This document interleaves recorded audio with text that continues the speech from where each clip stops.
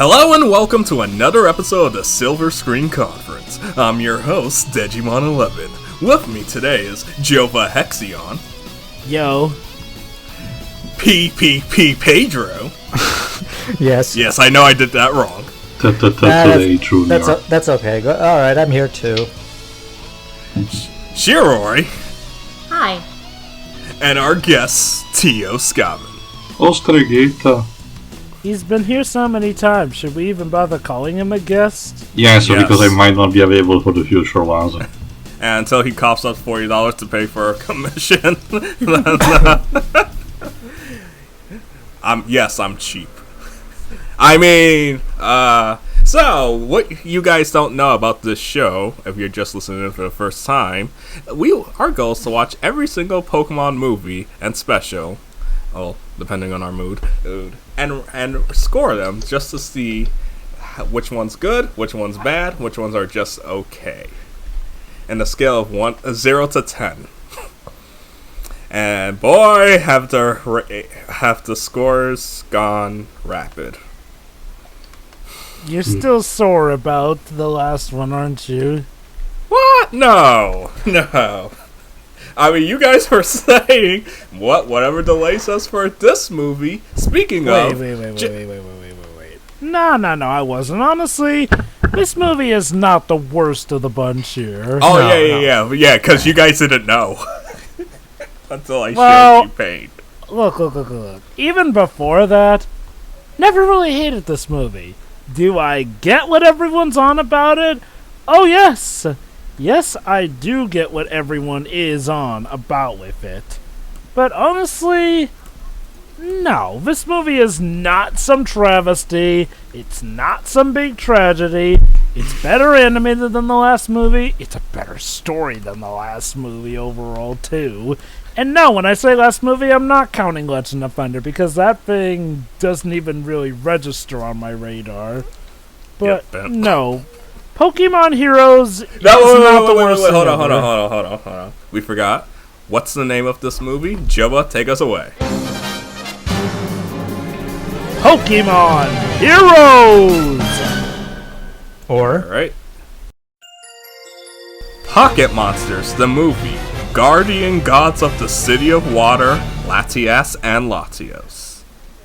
Bit of a mouthful. Yes, it is. Still better. Look. Have you heard these Dragon Ball movie titles? They're insane. Yeah. Honestly, I'll just stick with Heroes, honestly.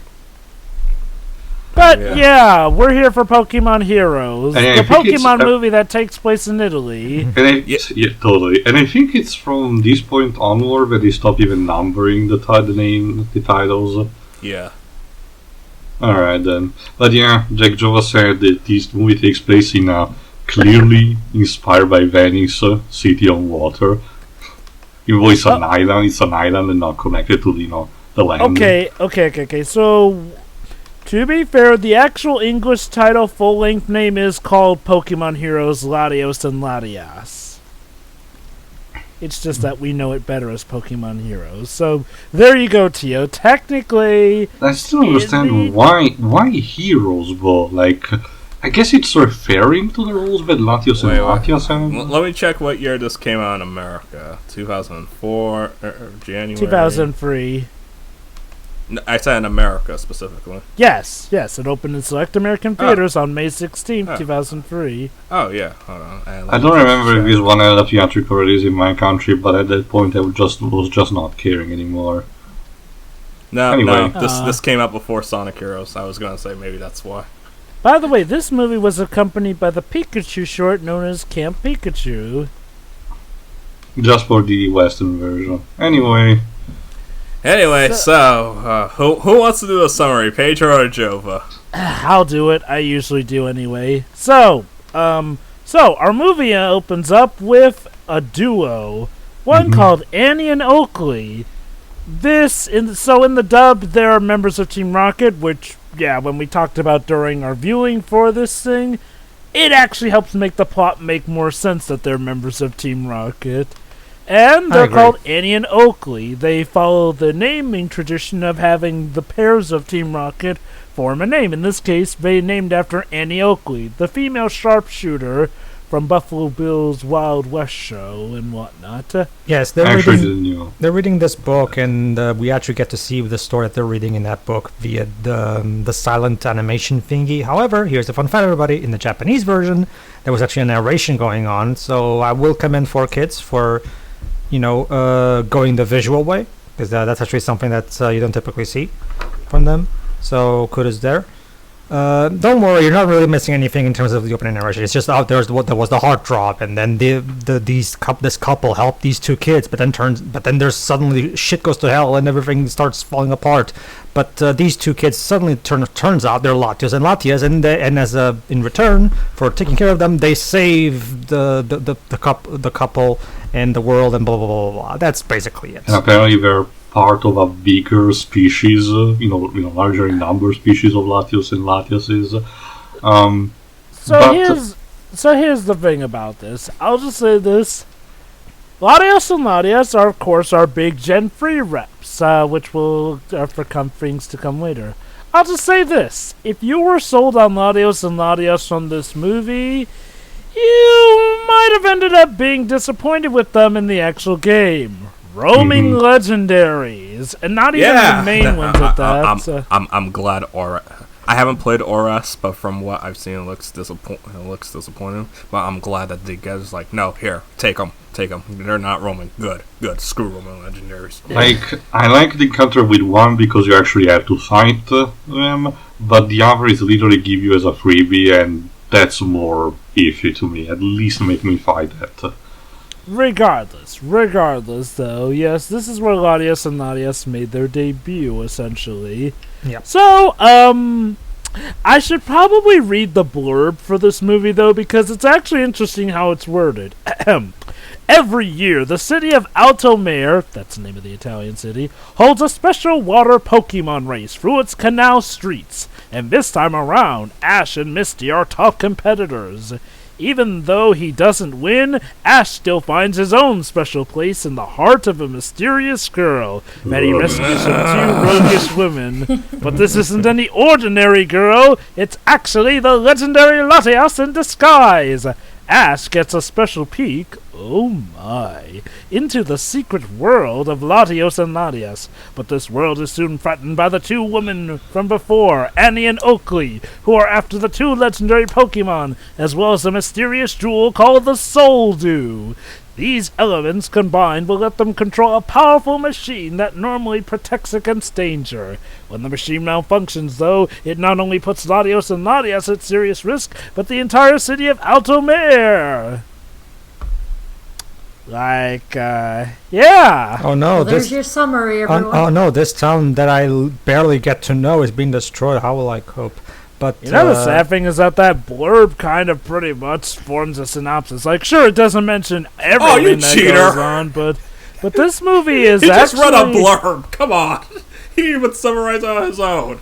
No, Dids. I'm gonna summarize it later. What I love is how the blurb words things, though. Like, there you go, guys. It's official. Ash is officially shipped with that mysterious mystery girl. And for the record, everybody, yeah, that this is not even just like a quick summary. No. That's pretty much the plot, right there. Like, there's no summing up about it. But here at Squirm and BlueZoneComms occasionally, we opt for a very professional attitude of sorts. So we will, in fact, show off the synopsis. So, like I said, we open up with Annie and Oakley stealing information from this weird facility or whatnot about the Soul Dew. So, of course, we're off to Alto Mare, where a race is about to occur.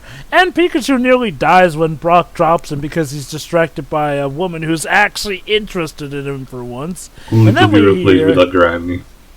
Yeah. And then we hear, of course, one of the best theme songs from the anime, Master Quest. Haha. No time to question my moves. Yeah, I love that one. But anyway, so Ash is having a race with Misty and this other main character the current champion of the city, which also has a sneak peek for Gen 3 in the form of Whalmere. Don't worry, he's not important. So, moving on. What are you saying? Surprisingly not important. He was there to give them a boat ride, and he was there to help them at the end of the climax. He doesn't even show up when they actually call him. No. In terms of boat person at the end. He's an afterthought at best. Like I said, he shows up during the end climax, but it is weird. Like, it felt like they were trying to make him a new character, but no, not really. Props for the movie for not starting with with just a Pokemon fight, but with instead actually a race, for a change. Yeah. But still. Okay. Okay. You were speaking about underutilized characters. Brock and Misty. This is Misty's last movie. And, I keep. Besides Mewtwo Evolution Strikes Back, and one more thing I have on my sleeve. This is a kind of an anticlimactic way to end her. Yeah, she won the race, but it's like cool. I guess to be fair, our actual leading lady of the film gets to do more than Misty. Misty does even less in this movie than she usually does in these movies, and she didn't really do much in these movies anyway. So I hope you're not a fan of Misty or Brock, because they do jack shit. Yeah. I mean, okay. At least Brock has later movies to fall back on. Well, yeah, but for the purposes of this that is true. But for the purposes of this movie, no. And you know what? God bless Brock for it. He deserves it more than Misty does. Like, I'm sorry. I really tried to see the value in Misty. You know what's funny? Time to hate on Misty. You know what's funny? I got a reply to the 2000s commentary saying, "Man, you guys sure hate on Misty." It's like he thought I was being the harshest. Like, nope. Compared to you and Pedro, nah, I'm the same. Look. Here's the thing about Misty. Everything Misty does, May does better. Look. The looks, the actual being a likable, decent human being, not taking credit of a Pokemon that Ash himself properly raised. I forgot. Did May ever had a water type? Squirtle. I don't remember. Squirtle. Oh, there you go then. Look, Leggy. Leggy. Let me put it in the simplest way possible. Episode 3. She made Caterpie cry, so fuck her. There you go. And like I said, she took credit for Togepi from Ash. Like, no, screw her. And the minute Togepi finally does something, it's like, okay, gotta let it go. Bye. Here's a Marill. Anyway, the point. Speaking actually of Air, right now she's the one that wins because despite Ash being helped by this mysterious specter figure, somehow we fuck up. He gets yeeted into like a different canal, and Misty ends up being on the finish line. With a Corsola, nonetheless. Oh, by the way, in case you were thinking we might have been spoiling something by revealing that Latias is Mystery Girl, no, the movie pretty much gets to it quickly, because Annie and Oakley are quick to discover that there was a legendary Pokemon among us, and it is in fact Latias.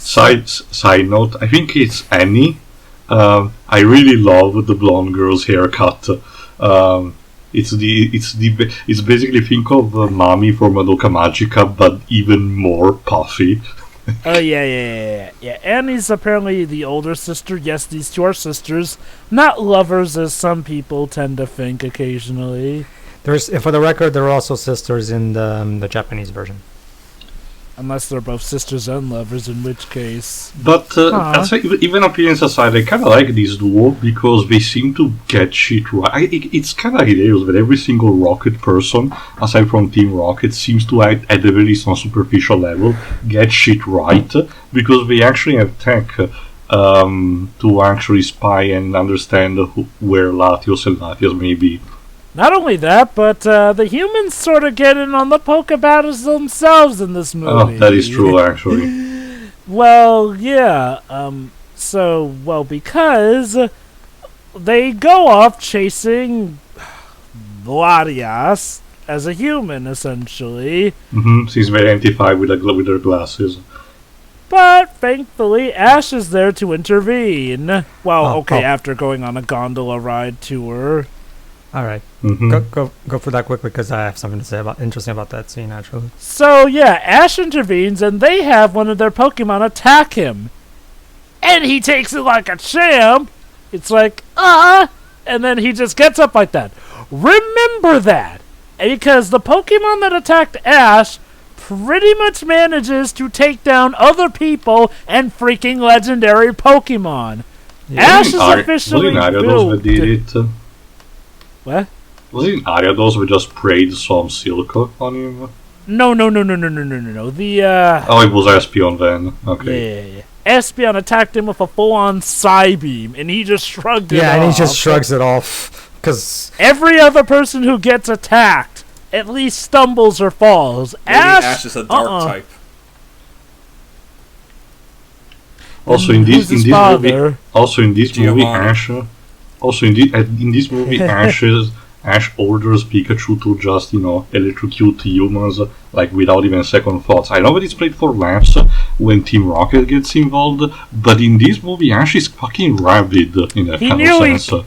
It's a good thing he didn't order Pikachu to execute Annie and Oakley while they were When in they're the water. Mhm. one thing I also like to say, when Ash is getting Latias out of Ariados' web, the sisters predictably chastise him for it, and he says, "This isn't about you guys." And they reply, "My, calling two ladies you guys? How rude of you, little boy. You must learn to refine your speech, dear."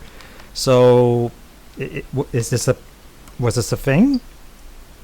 Where, like, I was under the impression that you guys can also serve as plural in general, regardless of whether or not... It's more like the fact that Ash is referred to them in a more rude kind of sense, instead of just, you say like, "Oh, you fiends or you villains." It's just, "Oh, you guys," like that. Like it's too informal for them, I guess. Oh. No, but that's a thing, Shua. The actual line that she says is calling two ladies you guys.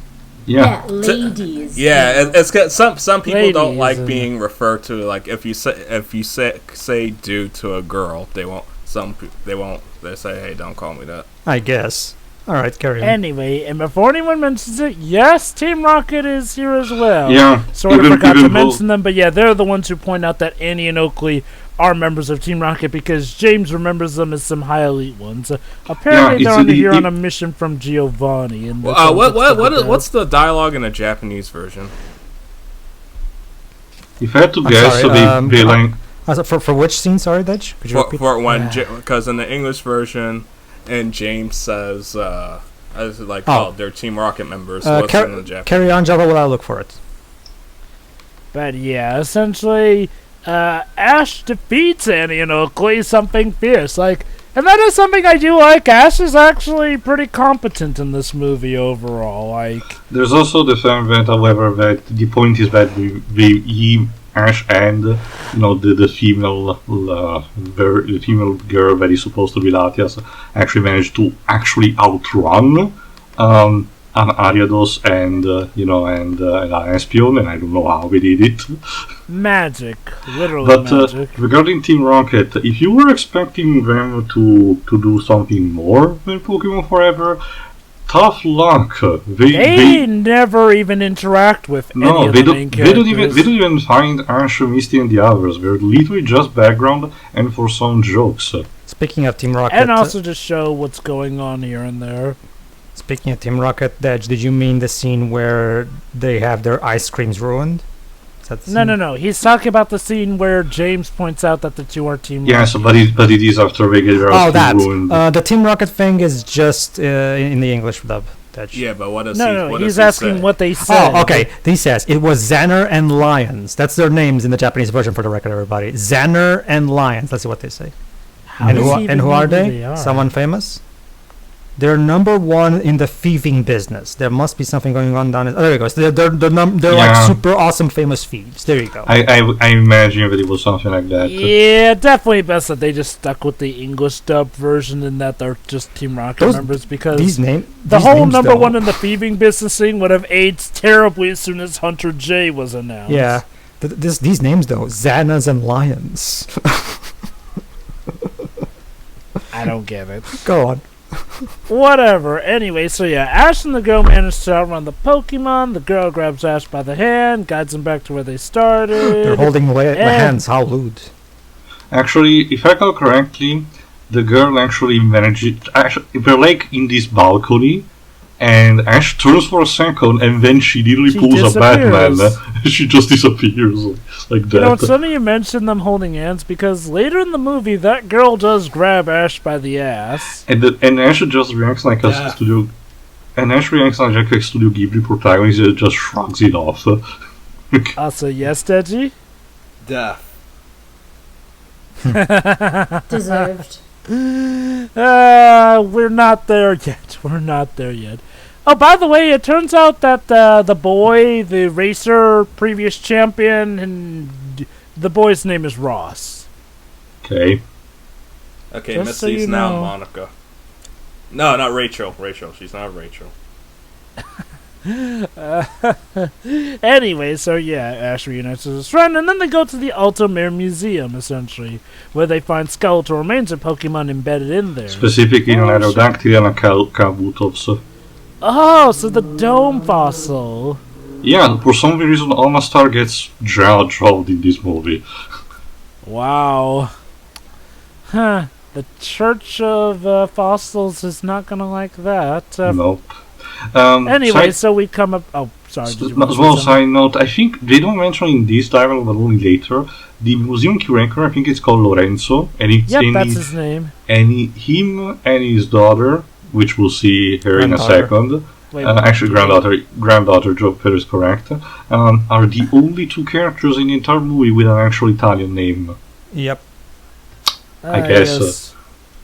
But we'll get to his granddaughter later. But yeah, we come across the creator Lorenzo, who basically tells us about this mechanism, the DMA, or Defense Mechanism of Altamare, which was built to protect Altamare, of course. But nowadays it's inactive. It's a relic of the past. Because Altamare doesn't believe in armies, I guess.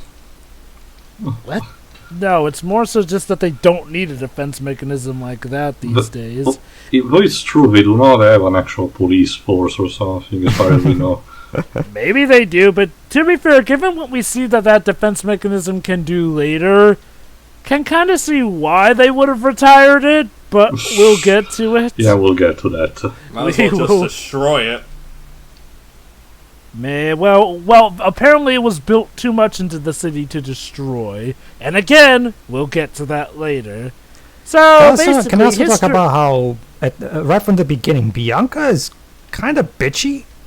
Yeah, that's we haven't To be gotten to fair, if a Bianca random yet. guy came up to Again, you, guys, we haven't gotten to the Bianca bit yet. Sure. Getting a bit ahead of ourselves. Basically, Lorenzo tells them the tale of the city here, where history says that an evil Pokemon trainer and their Pokemon terrorized the town, and that is when the original Latios came to the city, using his powers to drown the evil Pokemon and turn the streets into canals.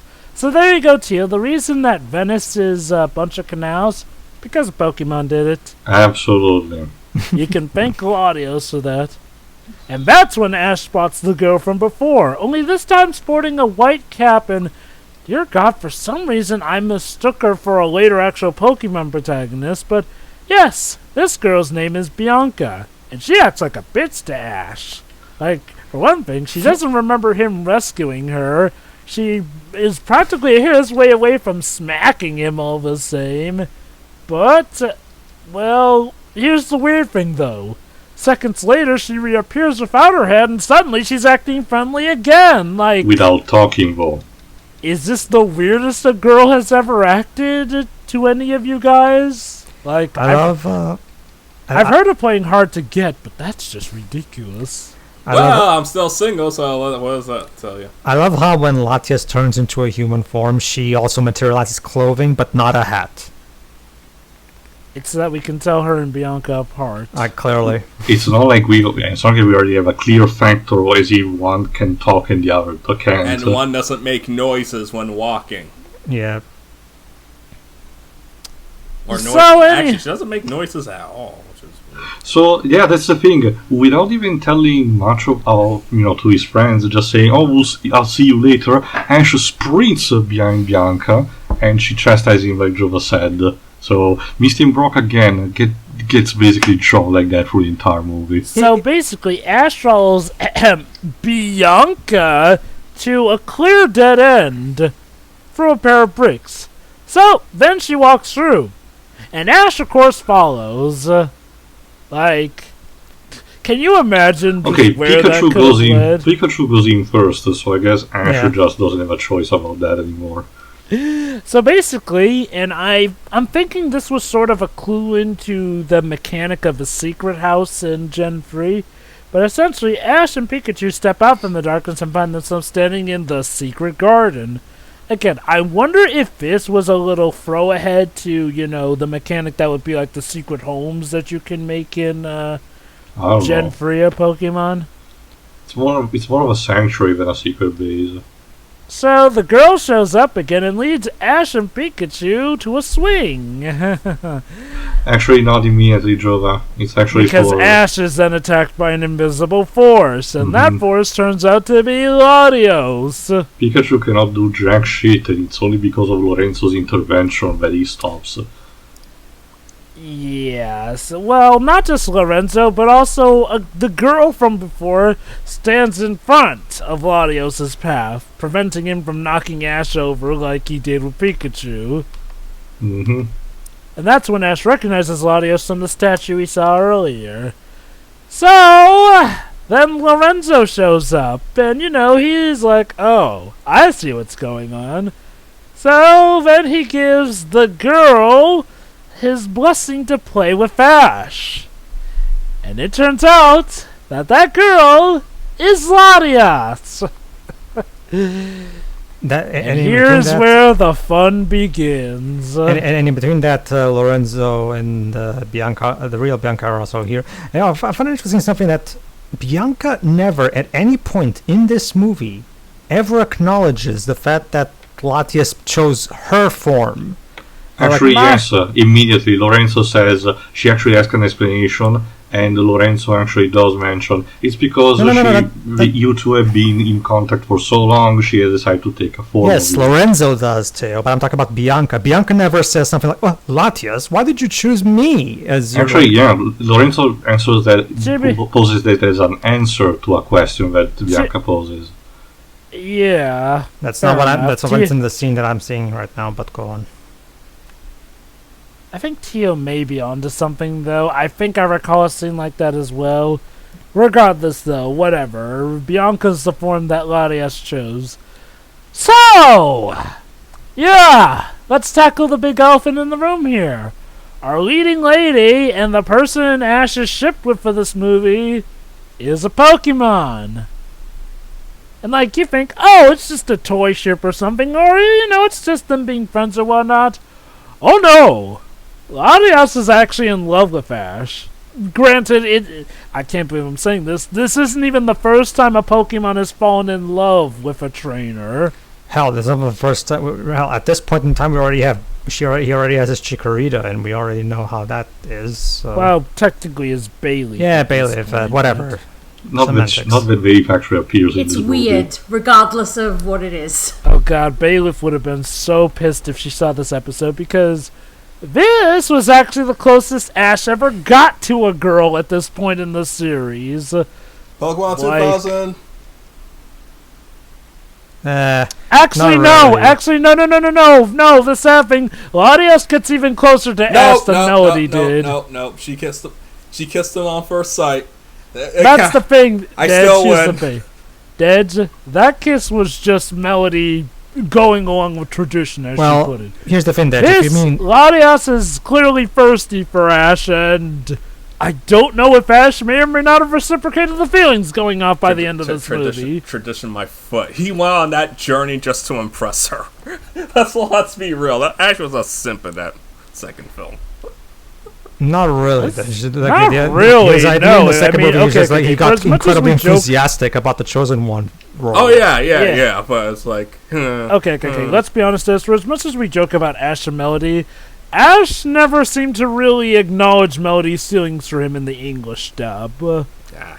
Whereas in this movie... Neither in the Japanese dub, for the record. Whereas in this movie...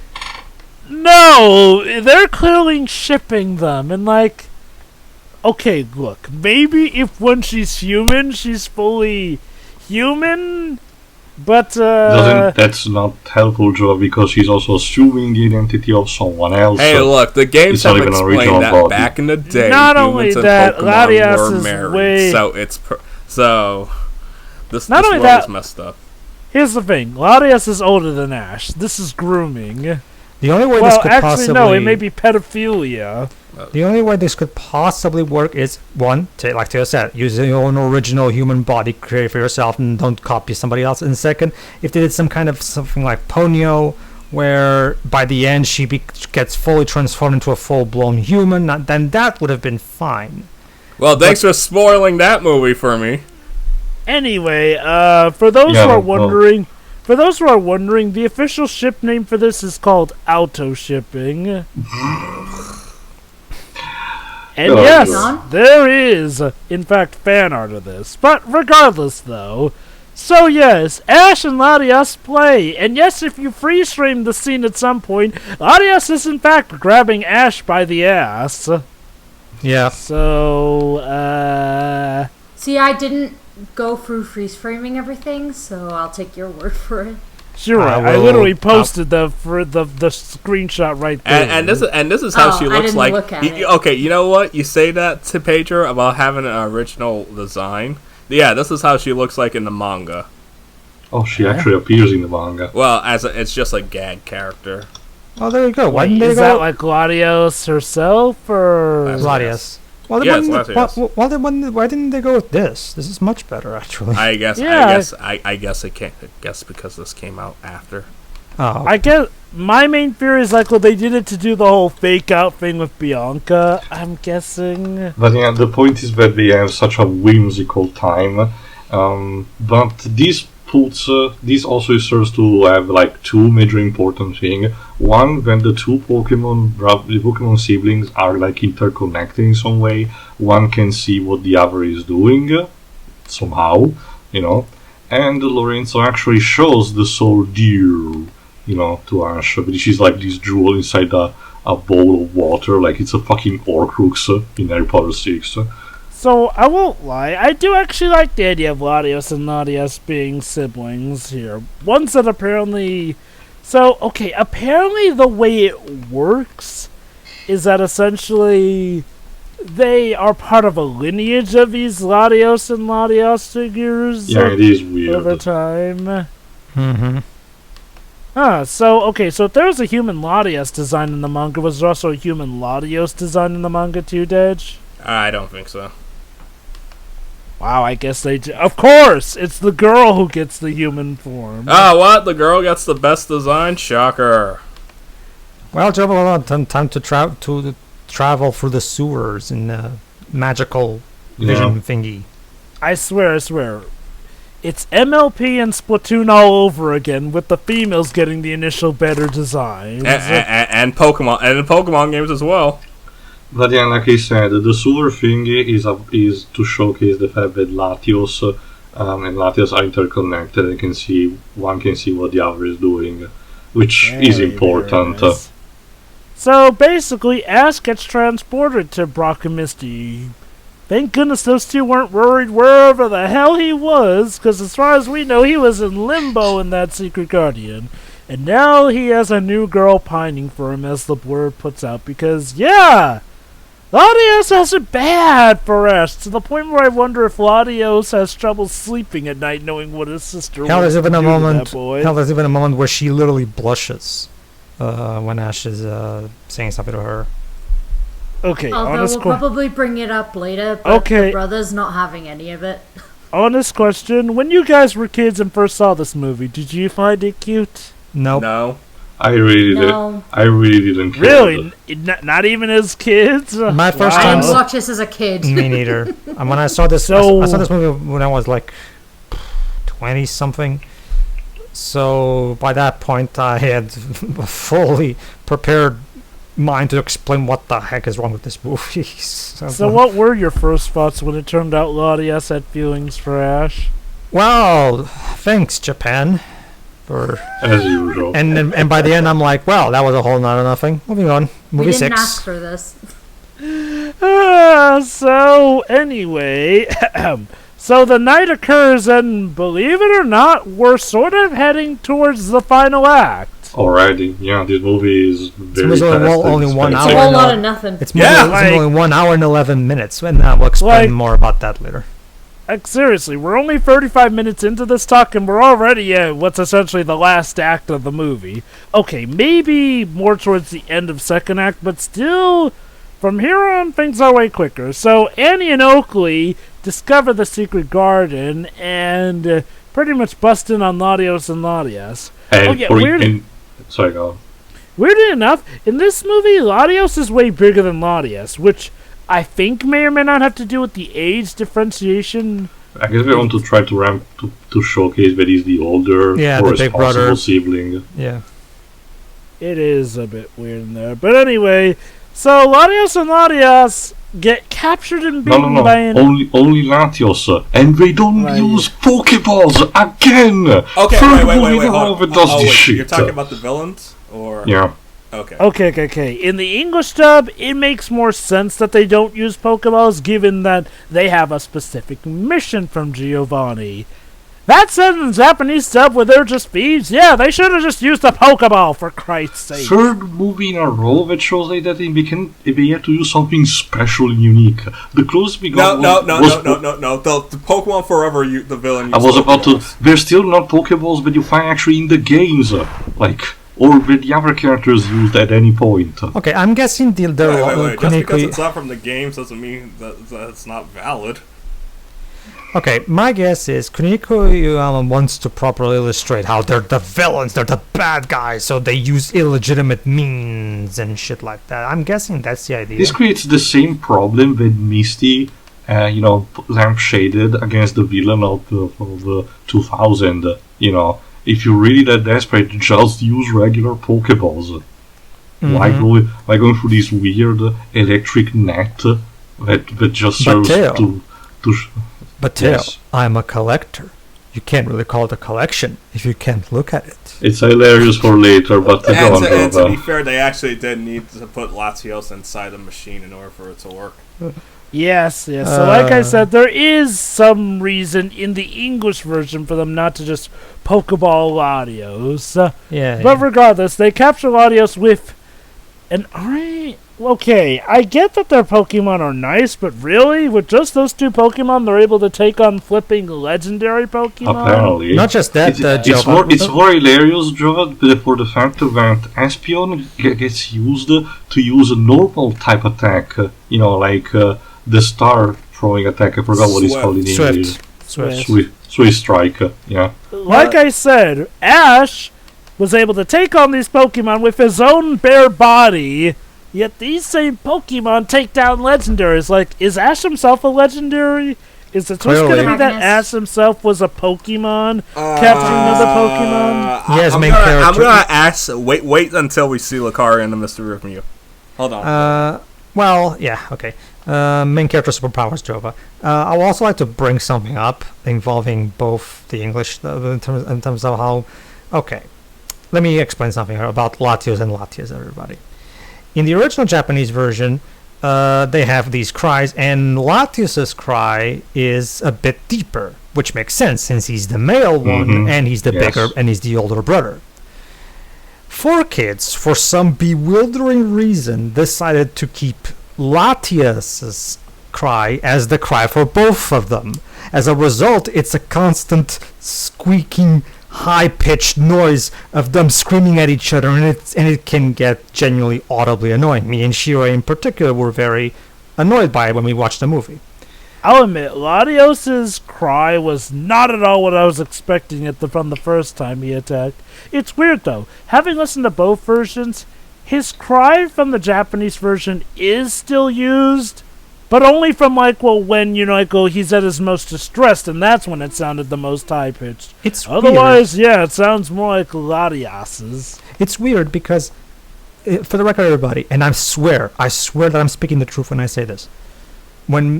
This was my first time rewatching the movie for this podcast. When we were all watching, I literally thought on my own, okay, wouldn't it make more sense for Latios to have a deeper cry? And lo and behold, I was right. The original Japanese filmmakers agree with me, clearly. So, go on, Joe. So yeah, Latias goes after Ash and company because she knows that they can help, while Annie and Oakley take Latios back to the museum along with the Soul Dew Crystal. Why? So that they can use the defense mechanism of Altomare. And why do they want to do that?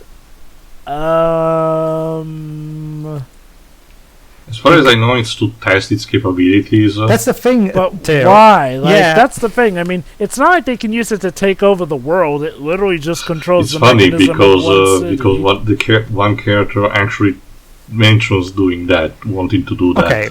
Okay. In the Japanese version, they're thieves. So the only possible reason I can think of, maybe they want to steal all of the riches from this town, but they never flat out make that clear. And okay, if we go for the English version, where they're Team Rocket members, maybe they want to turn this into a base for Team Rocket. But again, that one Or use does the same make type some of more technology. sense. the movie either way doesn't, in both versions, doesn't really make clear what is their ultimate end goal. They're just kind of bad because we need some villain to cause conflict, really. They're also Well, idiots. Okay. To be fair, we could infer that they're just using the defense mechanism to capture Latias, and that's all part of it. Meanwhile, Oakley is reveling in the power of it because, yeah, this defense mechanism is actually pretty deadly. Like, let me put it like this. It apparently causes spikes to show up, gates to allow things to go, and apparently it can form literal solid bouts of water that can be used to capture and drown people. Like, That's just Jesus. regular Italy's defense system, right to you? Okay, I'll just pretend I haven't seen here that, and let me say instead, the whole water thing happens in bigger spaces. The major functionality of what Joe described is to cutting away the space between the different small streets, the corners and everything. And I'm like, that is nice, but people can just get over them, or if anyone is a flying Pokemon, they can get over them easily. The whole capturing something flying using water happens later on a bigger space, so it's pretty much clear that the defense system doesn't have that kind of control for the smaller places, which means the thing that has been super hyped up, this defense system, can be easily circumvented by minimal agility. well, apparently not, because Team Rocket tried to climb over, but then Team Rocket bit of are a bunch of spike- videos, and remember, at that point they've already exhausted. Let me instead bring this example, which is even the next scene. Misty and Brock are actually cut off from the rest of the Ash and the others, because Ash jumped off from the hotel room when shit started happening, and managed to because Latias intervened. But Misty and Brock were cut away, and instead of actually, Brock busting up his Onyx to bash the fucking gate, and Brock literally says something like, "Oh, we should send some of our Pokemons to Ash because he needs our help." They literally send like Crowbat and two of Misty's Pokemon, and then Brock immediately starts climbing over the fence. Like, why didn't you wait to be on the other side? because time was of the essence.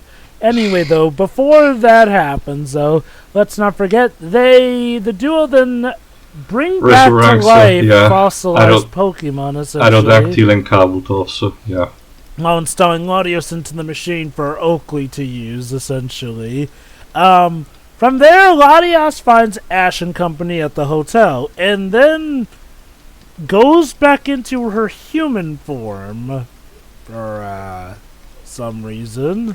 Well, isn't it to warn Ash of what's happening? Or am I She getting didn't ahead? really need it. It's not like she can talk in either form, so like I don't see why she needed to be human form. But either way, it freaks Misty and Brock the hell out for obvious reasons. Mhm. But anyway, that's when, of course, trouble strikes because the fossilized Pokemon come after them. Then Ash basically rides Latias by The tying canals, her to yeah. his waterboat. Yeah, a throwback to the start of the film. We have a little battle with the fossilized Pokemon, manage to beat them, make our way to the museum where we I can would also- finally confront Andy actually- and Oakley. I would also like to point out that Ash and Pikachu almost drowns like two 2 or 3 times in a row, actually, during this whole sequence.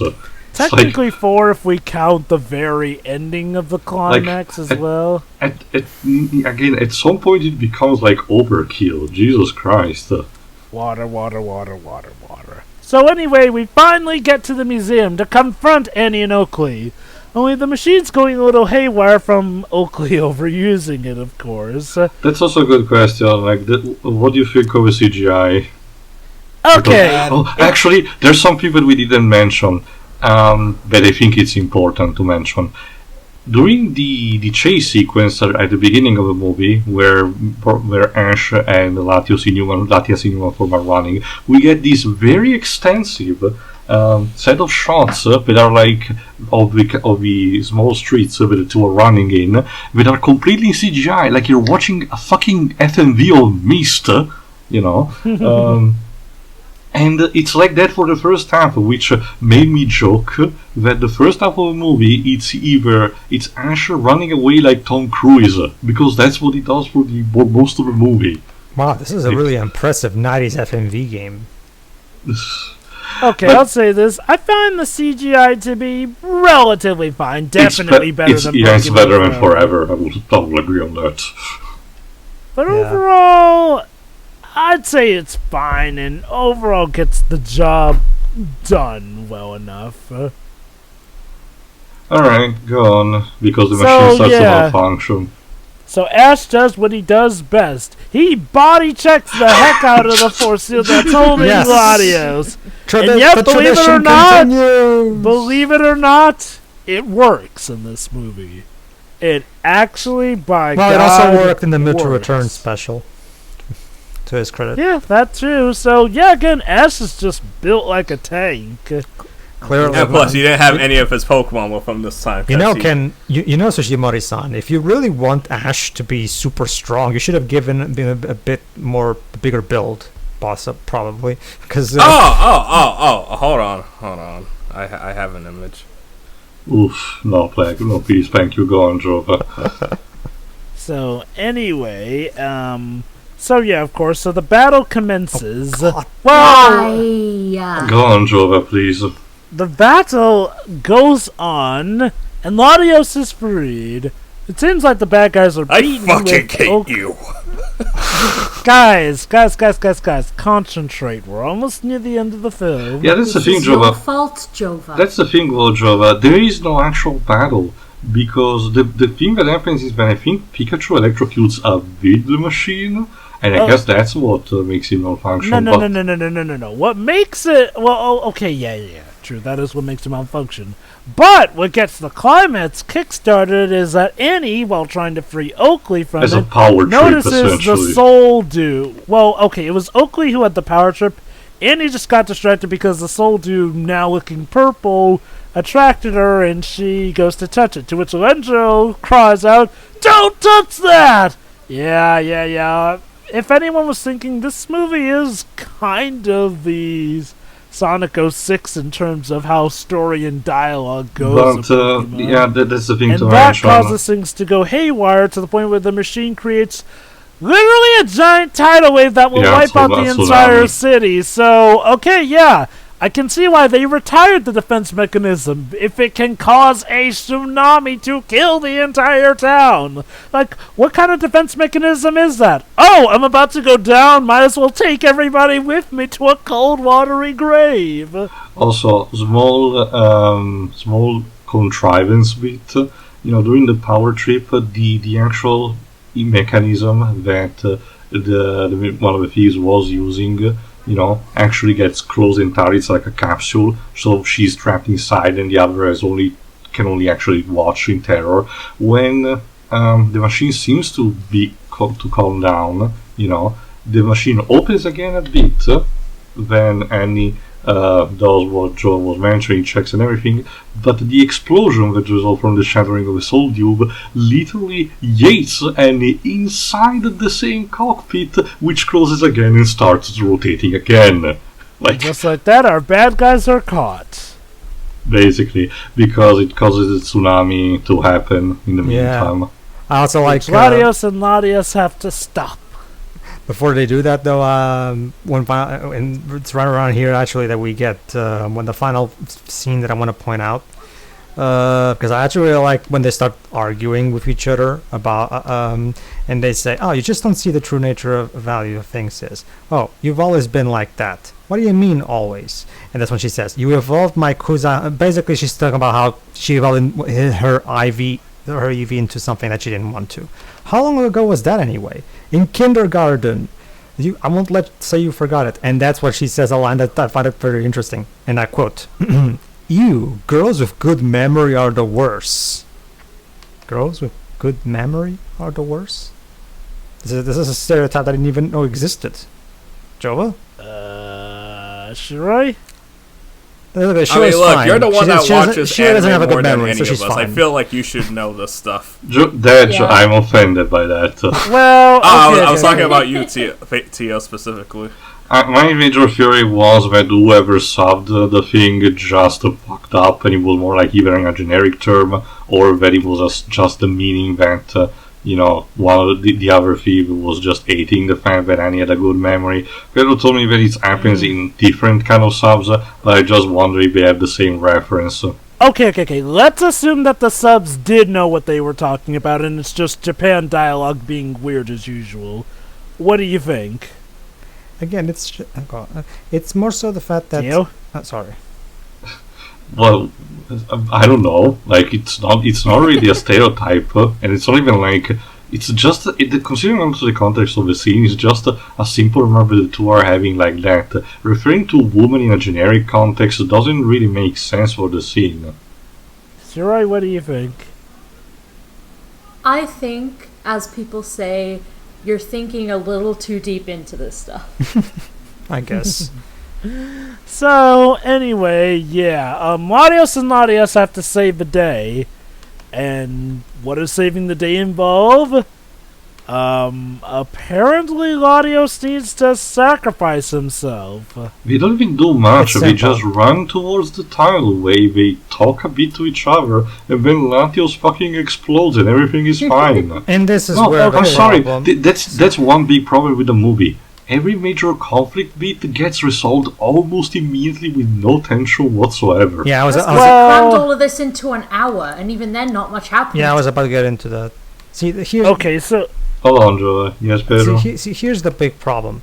Because, things go on way too fast because there's no time to flesh out anything in this movie. None of the characters. The lore is...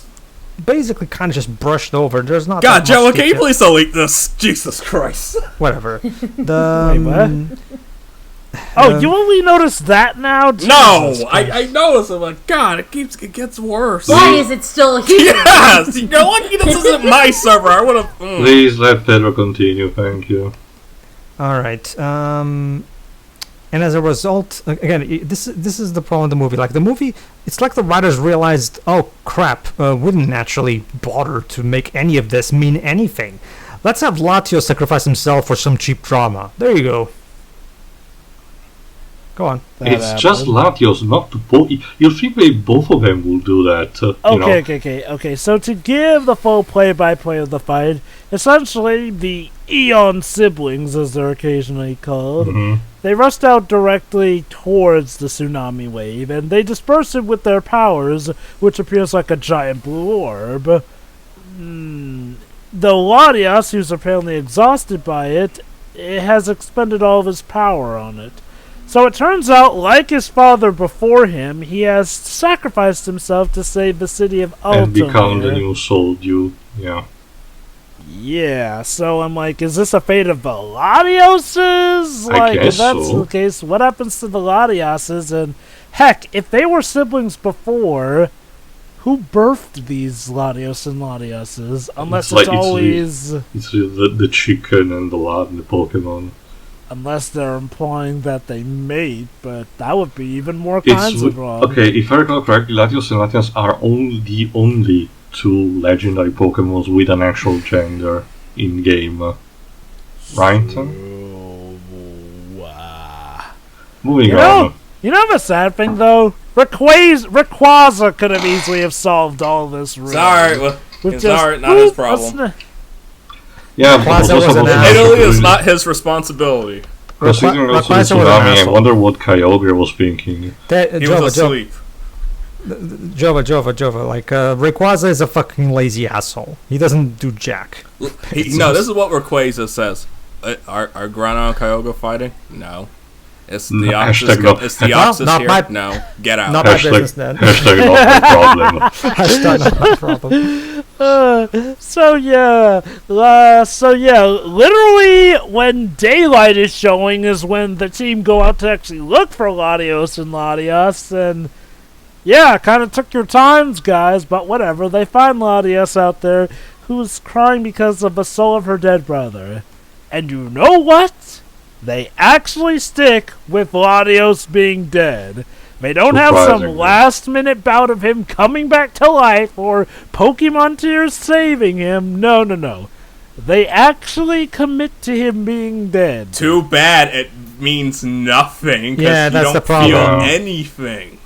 Not just Okay, that, okay, Dedge. okay. Not just that, Dedge. Apparently, there was a Let Pedro go. Not just that, Dedge. If they had actually had the balls to kill Celebi in the previous movie, that death would at the very least be an attempt at, the environmental message. But like we've said, they chickened out. This death, if they did go with it, but the death itself means nothing. Nothing. Go on, Jova. Okay, so originally, Latias was supposed to be going cross-country with Ash and Company after the wake of this movie, essentially. Which I guess, Latios' death would have forced her to have to grow into her own person and learn from that here and there. So, that could have been an interesting idea.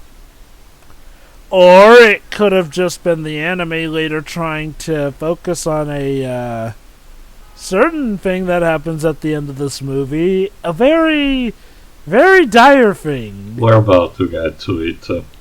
So, peace is restored, Annie and Oakley are caught, and yes, later found by the police, wherein they will be put into a ladies' jail here and there, Never to be seen again.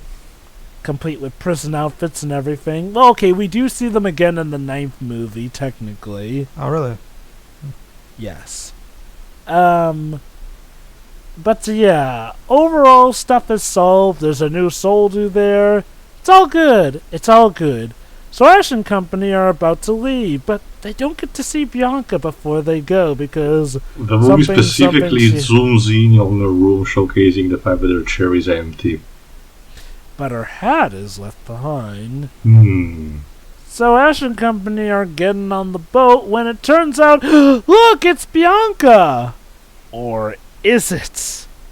Because, well, the girl comes up to Ash, puckers up her lips, and, well, and then they kissed.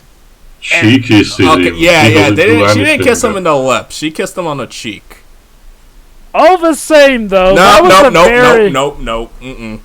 You can't play. Dead. We're not dealing with your game of Jovanisms today.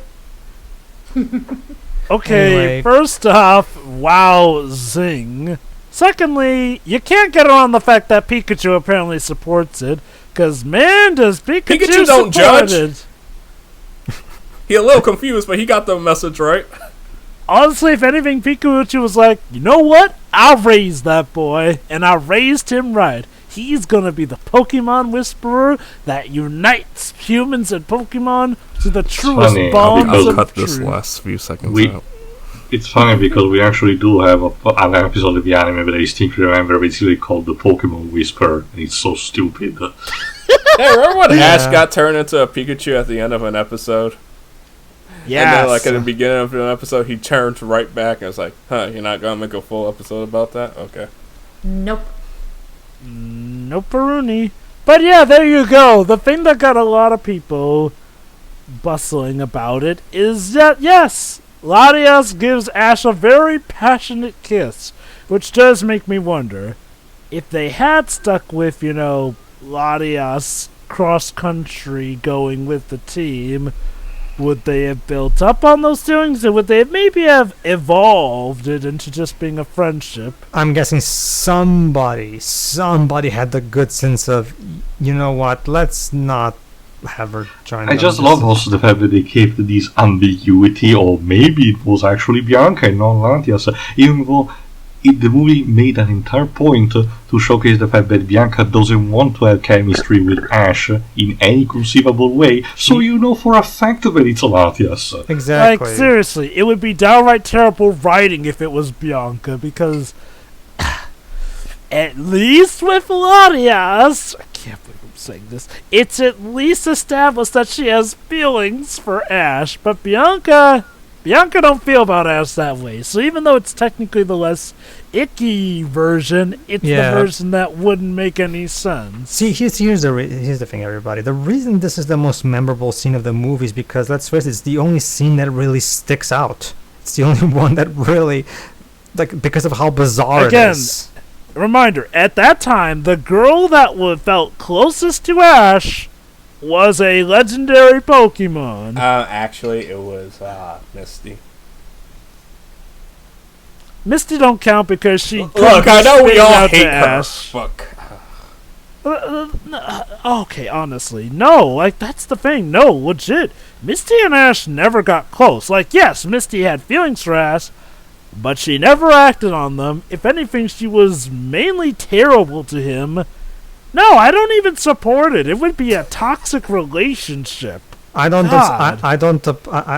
really think it would be a good idea, because she sees him as a burden, and that's not something I think would be. We're really doing shipping discourse here. Can I just say this though? Sundare's out there. Shiroi, Hey. the movie brought it to this point. Okay, You know what? We have to We'll save encourage all the this behavior. shipping discourse for when we get to X and Y. Let me just put it like this. Sundare's out there. If you constantly treat the man you have a crush on like crap, don't be surprised if he doesn't notice you romantically. Yeah. Thank you, and good night. Well, at least come to me, I can notice. Lucky you. Anyway, so the movie comes to an end with a very uplifting choir song and pictures of Latias going on to do things. And Team Rocket still chasing after Ash and Company in their Magikarp ship. And Ash and Company going places. And that's the movie. Yeah, that's the movie. And that was a pretty short synopsis. Like, I think this was on par with our Legend of Thunder length of synopsis talk. Christ. And honestly, by the end of it all, nothing happened. I mean, okay, yes, technically things did happen, but they didn't mean anything. Like, nothing. A romance was formed. Yeah, great. I guess. A romance that doesn't get off the fucking ground and basically... Okay. So, you guys want to hear some interesting trivia about this movie? Oh boy. So, when the new Pokemon movie, Coco, which is the Tarzan one starring Zarod, the Gen 8 Pokemon monkey. Oh, the one that's about to come out. Yeah. Okay. At the time of this recording. They asked, what's your favorite Pokemon movie of each generation, ignoring Sun and Moon and the reboot? In the original series, which is from the first season all the way to Master Quest, this movie was considered to be the favorite in Japan. You know what? I'm not surprised. I don't get it. For some reason, It's because Japan likes shipping. Wait, hold on. It gets weirder. Okay, the Advanced series is Lucario and Mystery of Mew. Good. Black and White is... Diamond and Pearl, it's The Rise of Darkrai. Interesting. Okay. Black and White is the Mewtwo movie. Ooh. Yeah. The one versus Genesect. And X and Y is the Hoopa movie. It's like, That one I've heard. I've heard that one's good. It's an easy pick because it's apparently similar in spirit to kaiju movies. It is. So I could kind of see them at the same time. But yeah, that's the thing. Like, Japan, for whatever reason, and this isn't even a new thing. This was already a thing in the 80s in 80s anime, for the record. Japan, for whatever reason, has a really hard on for interspecies relationships. Like, it's weird. Like, I guess it's just a culture barrier thing that we don't get. Really makes you wonder what got them to back out on making Latias a recurring character. Because they realized it was a bad idea. Or maybe they were afraid of tainting the canonicity of the anime. No, that's not it. Okay. They just really thought, because of the implications, Yeah. they really realized, no. So at the end of the day, guys, what did we learn from this movie? Nothing. That the defense systems can be really crappy even if they are incredibly hyped up. What Okay. did you learn, Shiroi?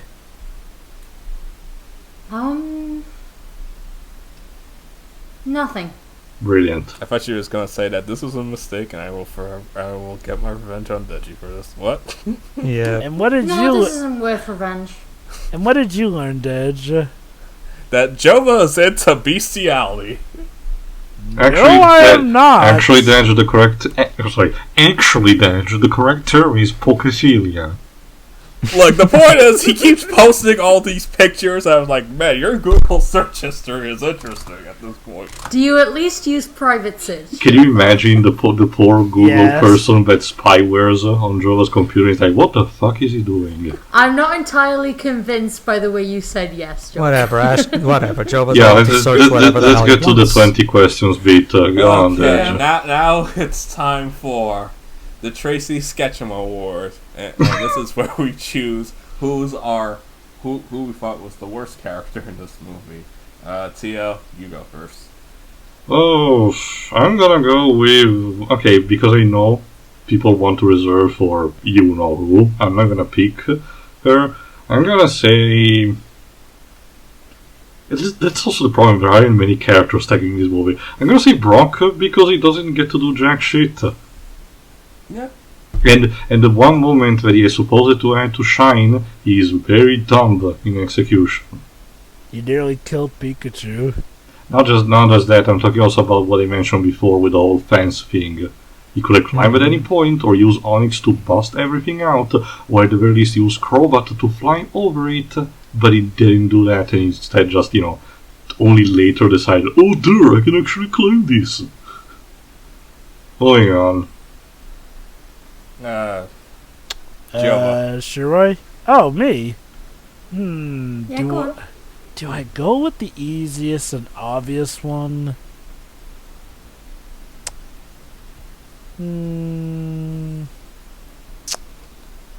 Why is everything so difficult with you? It's gotta be either Misty or Latias. Either what Misty the because hell, she didn't do Misty, anything. What the hell, Misty? She was still more useless than Latias. Alright, Actually- Shira. True. I don't want to pick the obvious one either, but I might have to because there really aren't many characters here. Yeah! I guess you could say the Ariados. Ariados got shit done. Like, to the point where during the climax in the museum, Ash actively had to use Pikachu's electricity to cut away his webs. And that's how Electro Web was formed.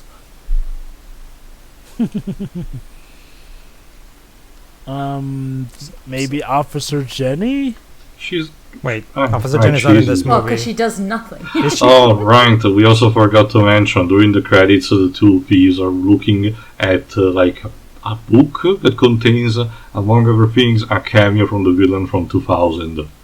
Hooray. Yes. Wait, are they? Yes. Which is Yeah, weird, they which is were. weird from the That. Japanese perspective, because remember, in the Japanese version of 2000, he's a collector. In the Japanese version of this movie, they're thieves. So how exactly are they connected? What? I don't think they're connecting it to him, but it's just that he's famous and they noticed him in a magazine. Do you- Who knows? again, Maybe they were this is- planning to rob him. This is something I was telling to Pedro. Do you think that they were trying to build up to a team-up movie with the three of them? Like Maybe yes, maybe Maybe. no, but we'll never know. So Shiro, are you gonna because go that with? would've been a lot more interesting than the next movie. So Shiro, are you gonna go with the obvious one? Yes, because I honestly can't think of anyone else. Misty was another pick, but she's already been picked, so yeah, Latias. Why? For obvious reasons. Okay.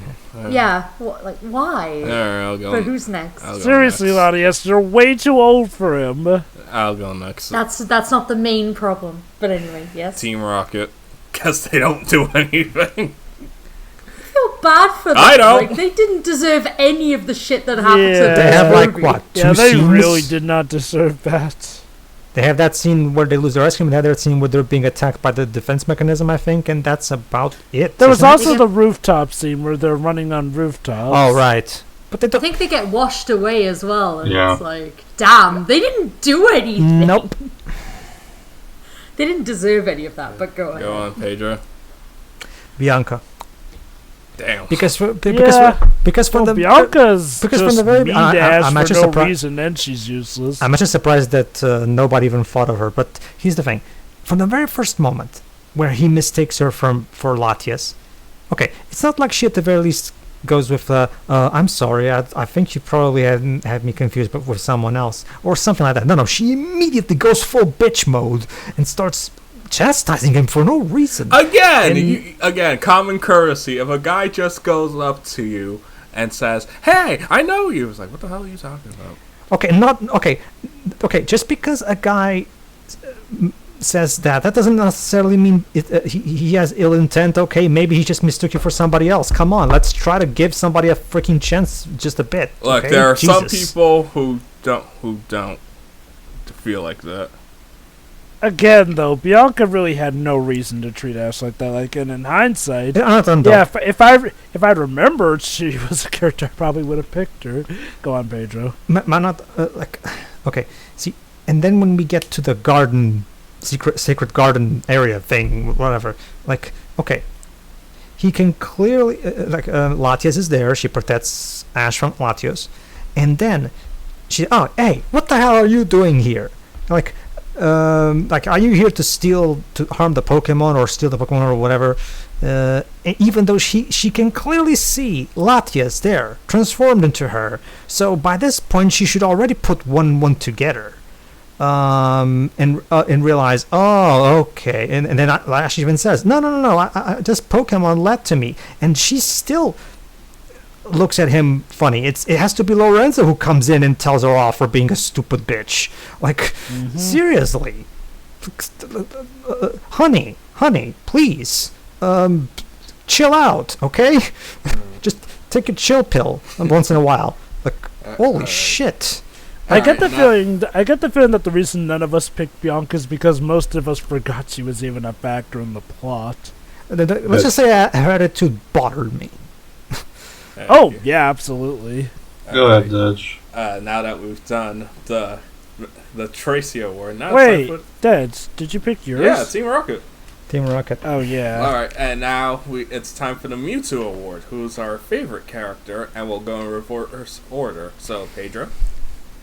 My favorite character will be... I guess I'm gonna have to go with... Holy crap, I'm trying to... Okay. Adios. There are choices, Pedro. No, I guess you okay. could pick Okay, Latias. Actually, you know what? There's No. so Actually, little characters in this. No. You I could- made my decision. Go on. Actually, has a good point. Sorry, Job has a good point. Latios. I'm gonna go with Latios. Damn. Why? Because he's the only one trying to put a stop to this terrible relationship that's blossoming here. And that's You know, why he like- died. Latios Latios is died for your Wow. sins. no, No, Literally. in fact, wrong trope. Eladius died for the ship. yes, Latios.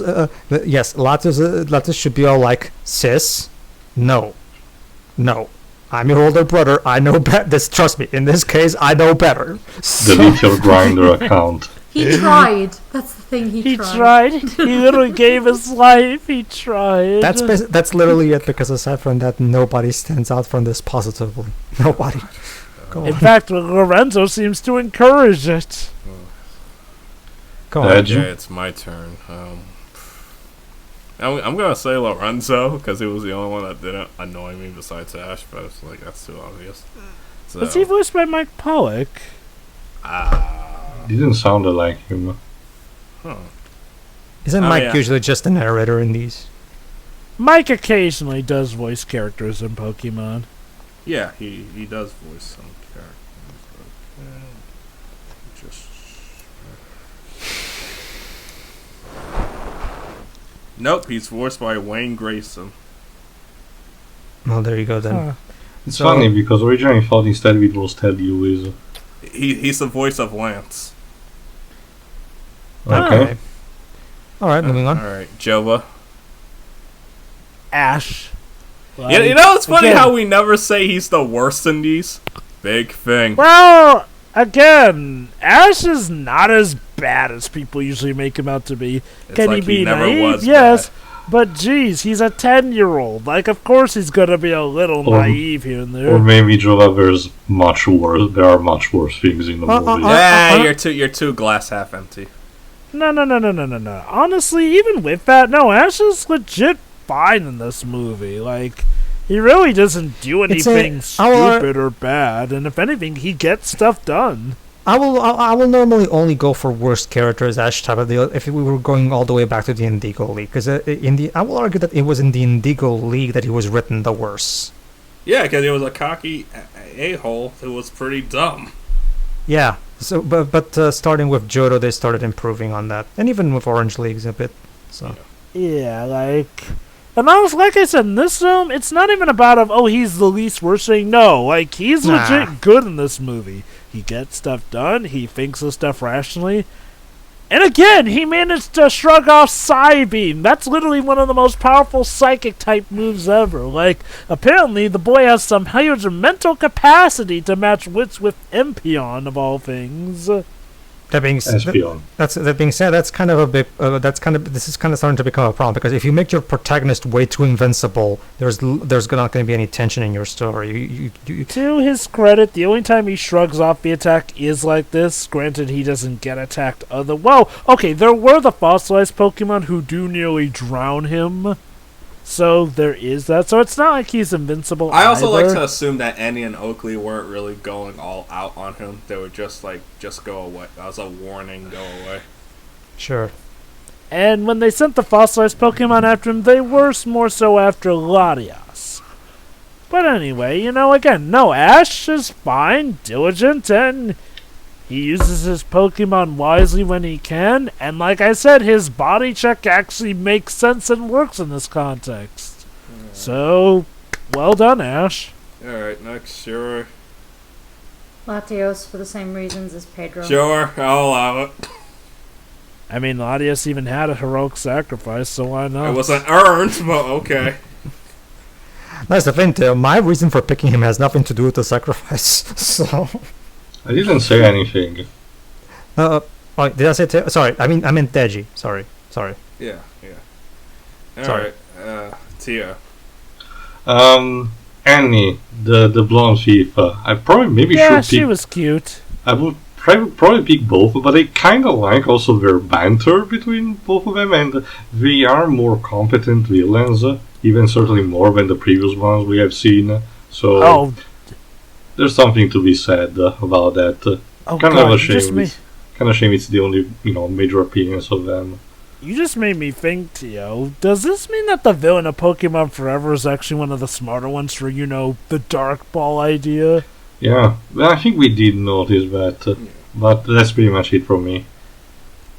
Alright, now it's time for least favorite scene. Who wants to go first? Okay. Because I know there's a lot. Danger, I know, for the sake of ruling, I suggest you for us to not pick the same, because every one of us will pick literally the same Yeah, one. this And you this know this very movie has a well which lot of scene bad it is. scenes, so I feel like As a general rule of thumb, I can think we can safely say that we all hate that one scene, regardless of who gets to pick you know it. what? Let's not count that scene at all. We're disqualifying here because that Hard already well won done, the Alright. award. You know what? Too obvious You of a know target.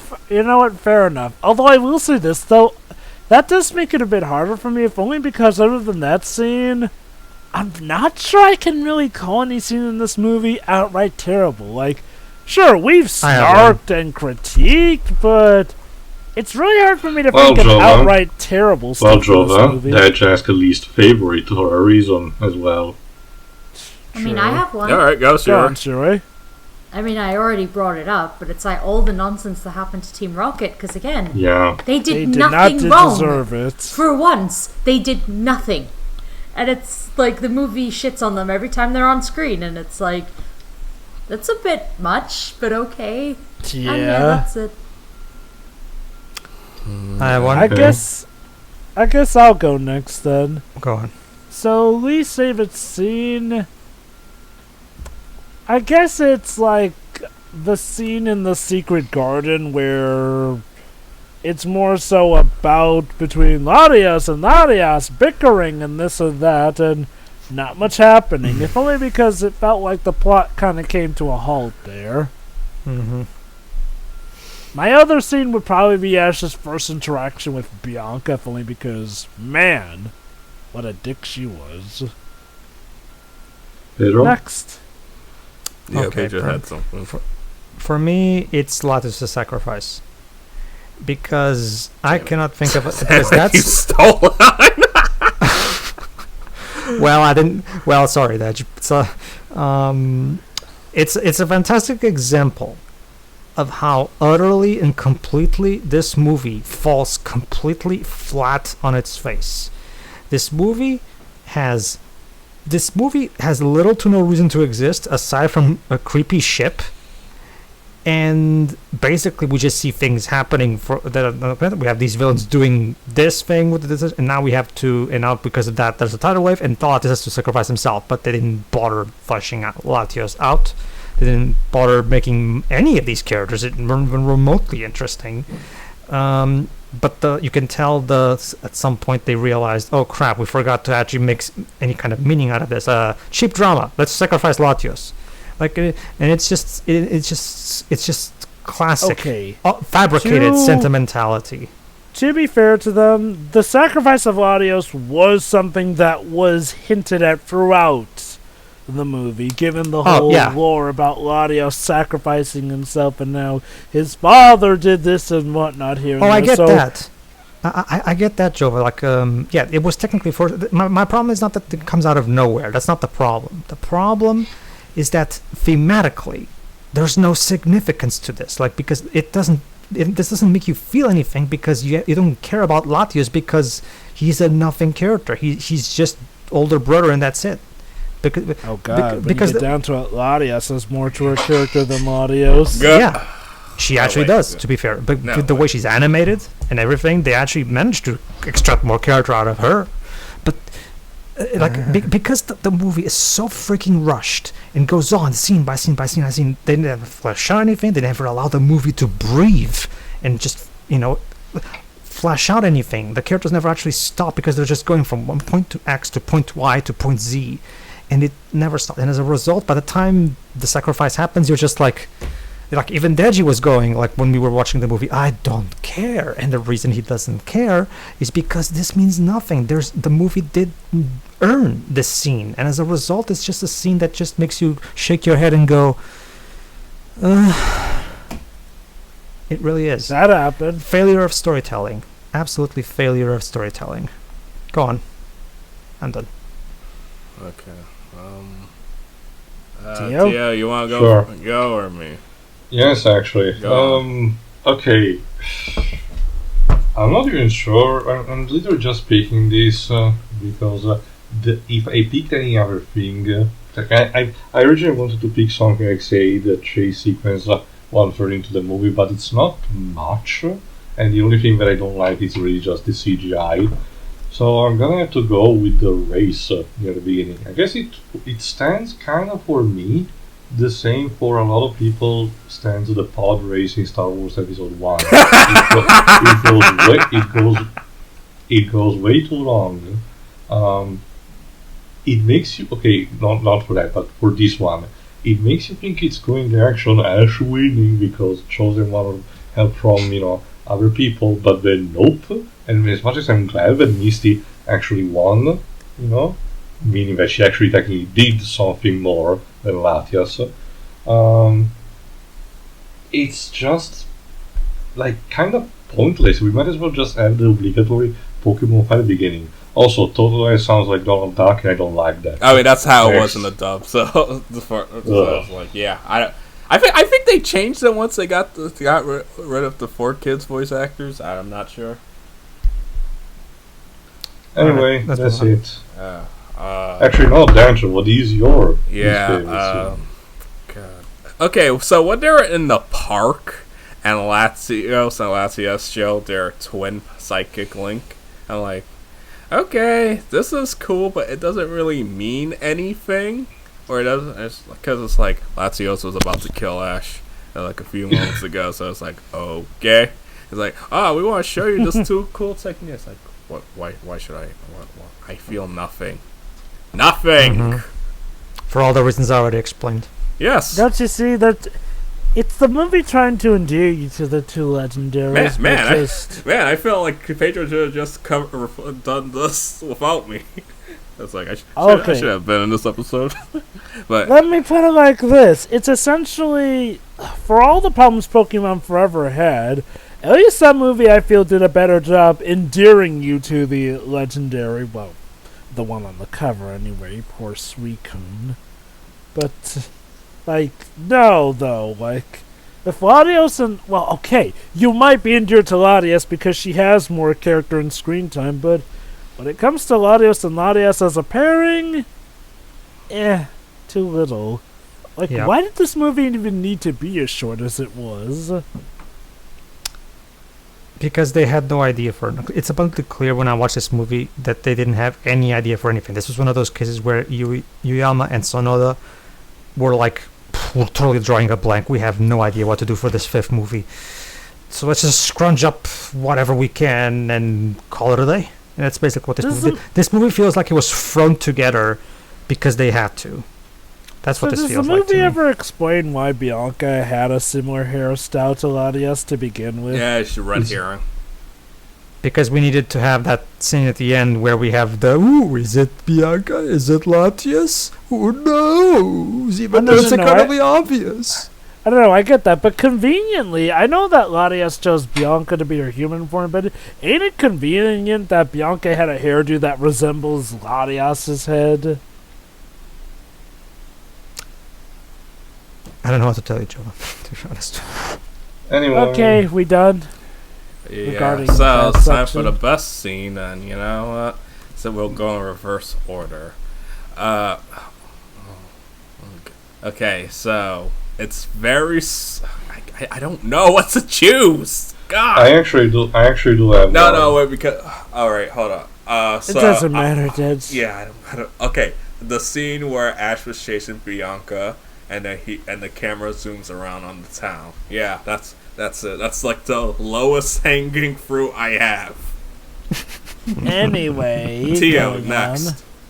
The heist at the beginning by the two thieves. It's straight up Lupin the Third, actually, complete with the music going on. It is. And I really do like how they read the book, the whole lore thing, and then cap around because we have to escape a security guard and they have these gizmo. If the entire movie had this kind of energy, I would have liked it much more. That's it. So what you're saying is Pokemon Hero should have just been a heist movie. I wouldn't have minded that. Me neither. Again, Lupin the So Third what is you're saying is that it should have been the Italian job. Lupin the Third is surprisingly interesting OVAs, even if they can get fucked up a lot. But yeah. Next. Who went? Was it Pedro? I don't care. Me? Yeah. Oh. Okay. My favorite scene would be... Okay, I got it. My favorite scene is going to be after the scene where Latias kills Ash, specifically when Pikachu Wait. Latias killed Ash. Sorry, kissed. Sorry, I misspoke there. Latias killed Ash. Then who the hell Anyway. we even watching? Yeah, Specifically the moment where Pikachu adds all super, because it's the confirmation that. Didn't I just say we can't choose that scene? No. not- You not- said we couldn't use it for the worst scene. Yeah. I'm not even picking the kiss itself. I'm picking Pikachu's reaction to it. That's what Okay. stands out to me. Because You stole my. oh really? Wow. Wait, but I thought you Well, were. I didn't want to go for the other obvious one because it's something we've already brought up. So Well, I thought you were all like Pikachu. Why? So I didn't think you would like that scene very much. Okay. But yeah, no, because Pikachu, like, for two reasons. One, like Deji said, Pikachu is a bro, and second, because wow, Pikachu is a shipper. That's interesting to know. But hey, it's more character. In fact, and what this also means, it means that officially the character got the most character development in this movie is Pikachu. we've learned that he's a wingman. Yeah. As far as I'm concerned, Pikachu is the main character of this movie. He's the only one that actually has anything resembling development. That's it. Go on. Shiroi.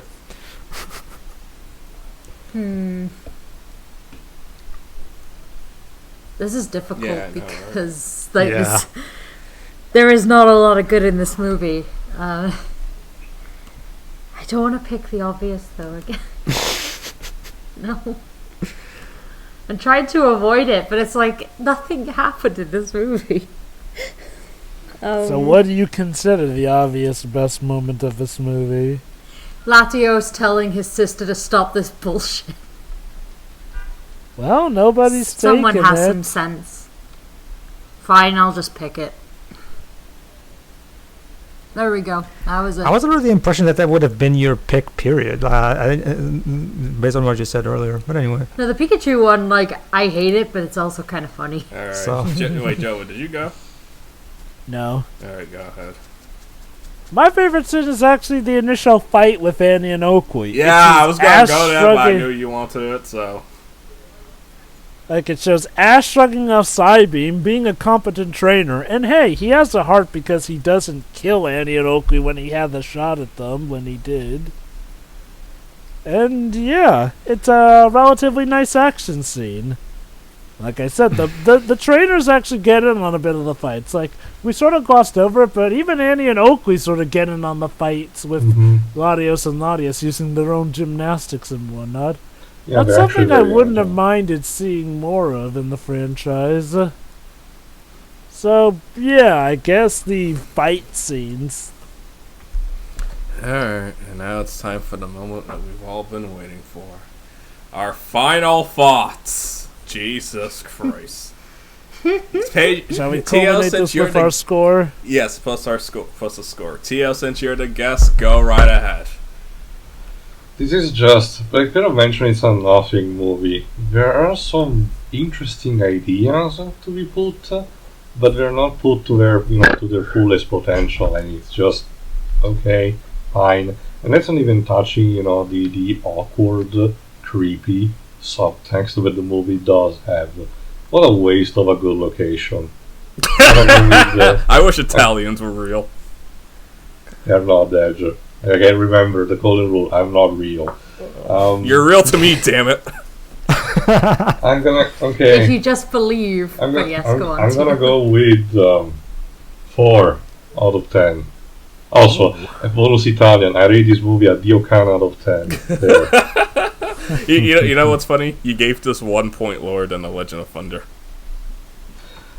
Well, remember, he did enjoy that one, apparently. Yeah. So. Yeah, I enjoyed that one much more than this. I can tell you that. But anyway, let's go with the silver screen order. So, sure. Aside from the very, very awkward aspect of this movie, nothing happens. Even though it's an hour, it's still it's a weird thing because it's longer than it needed to be. But it's probably also shorter than it needed to be because, like, again, nothing happens, but they had so much, like you said, potential that they could have, done something with. But no, everything just happens, and the only thing that really sticks with you is the terrible stuff. And this is just, I barely remembered this movie. Like, nothing happened. You're gonna forget eating T-Vine also. Yep. I already forgot. This is crap. I'm gonna a 1. Why the hell not? Wow. Damn. I didn't like it. It was boring. All right, Pedro, your turn.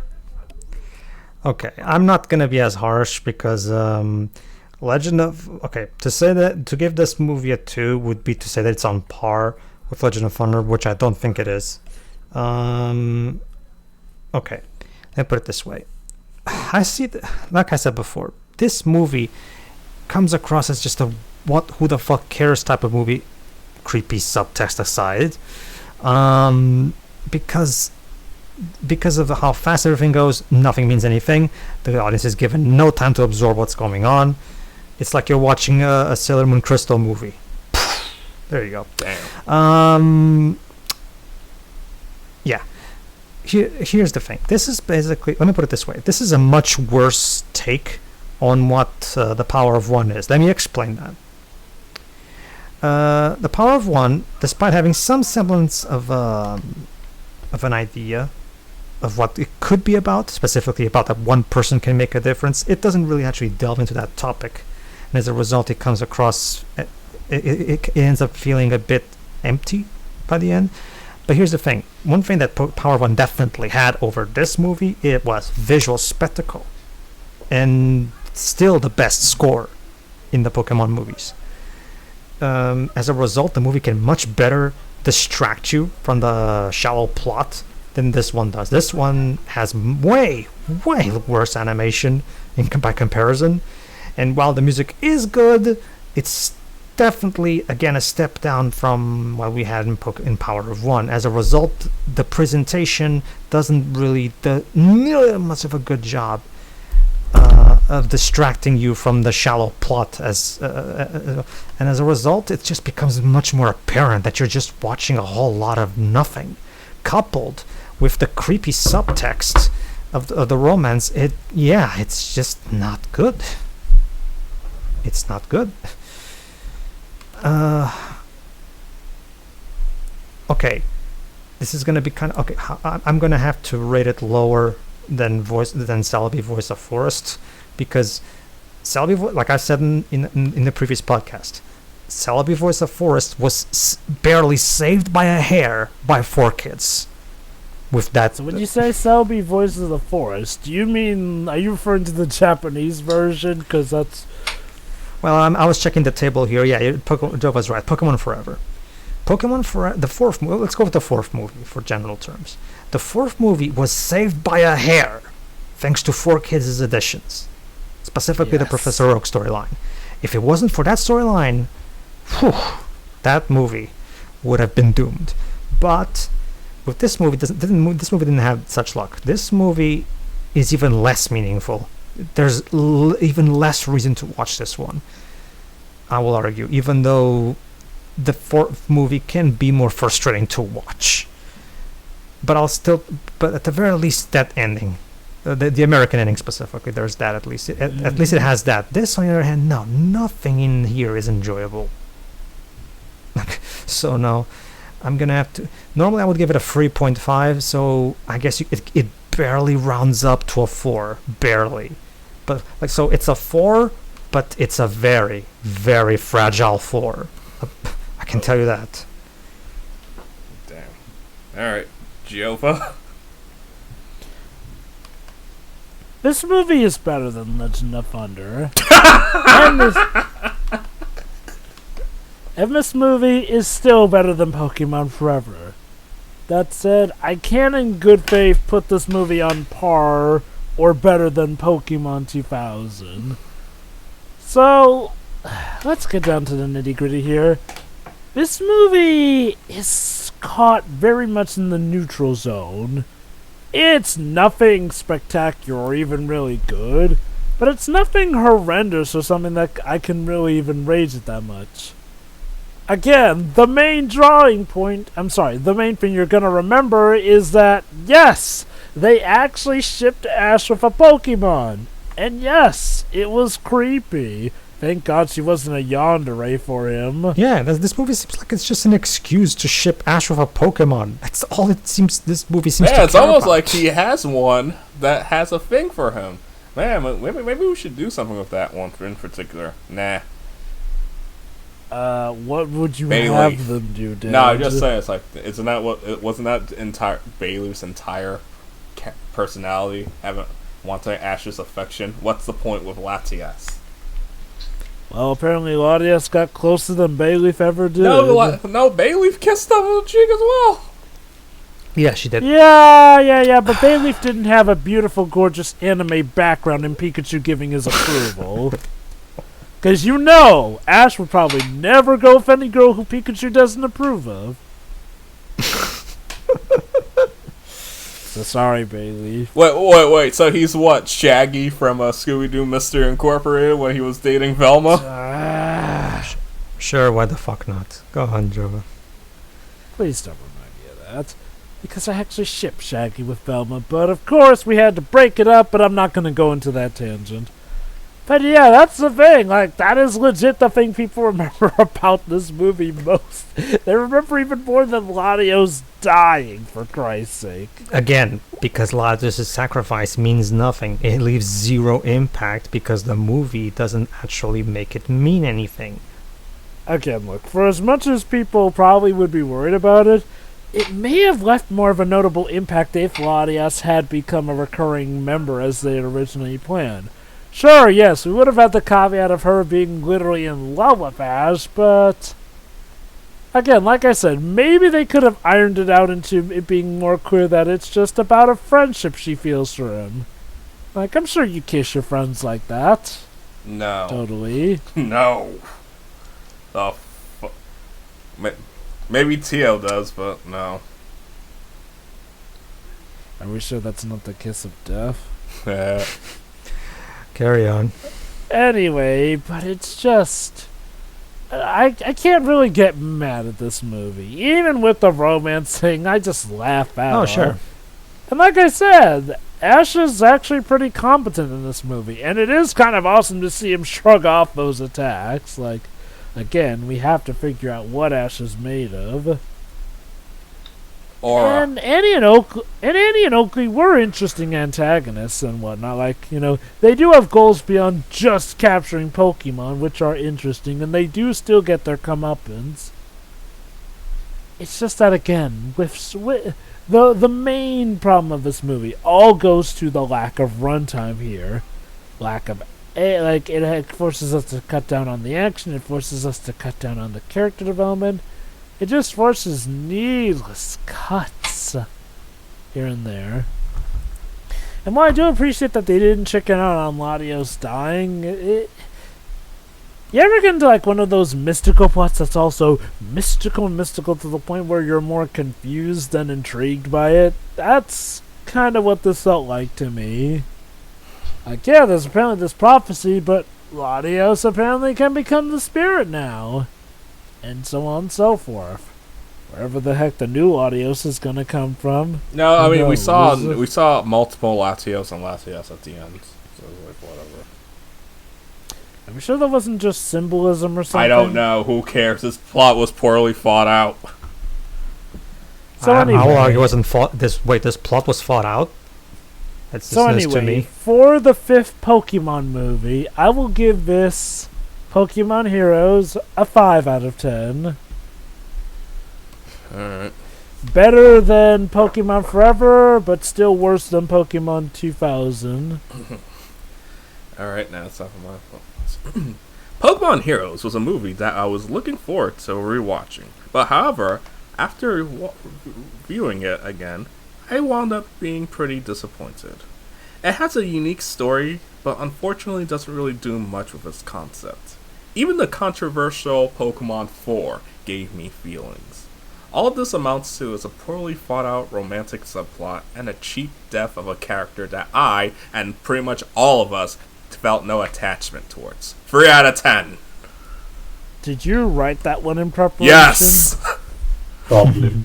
But okay, let me tell you something. Whenever we do these, I normally rewatch these films and then take notes. I didn't rewatch it. The only time I saw this was like after we was like, I should probably watch it, but I had no desire. It's really that bad. There really is nothing of value from this movie aside from the romance, and that's only because the romance gives you unintentional entertainment in all the wrong ways. Yes, yeah. And with that, our score is a 13. It still has a double digit. So you know what they say, that contrary to the rest of the world, in my country 13 is a good luck number. Excuse me while I give this a 2. No. So do you guys have an alternate Look at the bright number side, for bad luck? Look at the bright side, Dej. At least this didn't get higher than Pokemon 2000. True. I kind of like I'd rather watch 2000 than this. Oh no! I agree. Yeah, me too. I thought you said lower. I'm sorry. I'm tired. No, like I said, Pokemon Power of One did a better job in distracting you from the shallowness of its plot. If this was the opposite of Pokemon 2000, instead of see how one person can help cause a wave to help change the world, we can see how one person, in the case of Annie and Oakley, can ruin something. That would have been so much better. Yep, it would. And like for example, imagine Pokemon 2000, but with the animation scaled back to the level of this movie, and with a score that was not as good as how beautiful the score for that movie is. It would have been. People would be much less forgiving to it because that movie does such a fantastic job with its visuals and music. The visuals and music are literally carrying that movie on their shoulders. So in terms of ranking, it's number 1 is Spell of the Unknown. Of course. Then it's Mewtwo Strikes Back. Then The Power of One. No, then Mewtwo Returns. Yep. Then The Power of One. Then Celebi, The Voice of the Forest. Heroes. And then dead last with 4 points, The Legend of Thunder. So this ranked lower than Pokemon Forever? Damn. Yeah, it's because like I said, Jova, 4 Kids saved that movie. They saved it just by a hair. By a hair. If it wasn't for those additions, whew. But anyway, I wrote down a blurb for the next movie. So who wants to read it in an epic voice? Can I? Sure. Goodbye, Johto. Goodbye, Misty. We're advancing We're advancing to the Hoenn movie with 2 new companions, May and Max. Yay! Watch as Max forms a friendship with a wish-granting Pokemon and learns what it means to say goodbye to somebody you care about. Pokemon Jirachi, Wishmaker. Oh yeah, Max is on. Yeah, for all the good that comes from May, Max. I mean, after Pokemon, this movie, there's nowhere to go but up. Except for the thing I have on my sleeve, but goodbye everybody. Bye. See ya. See ya.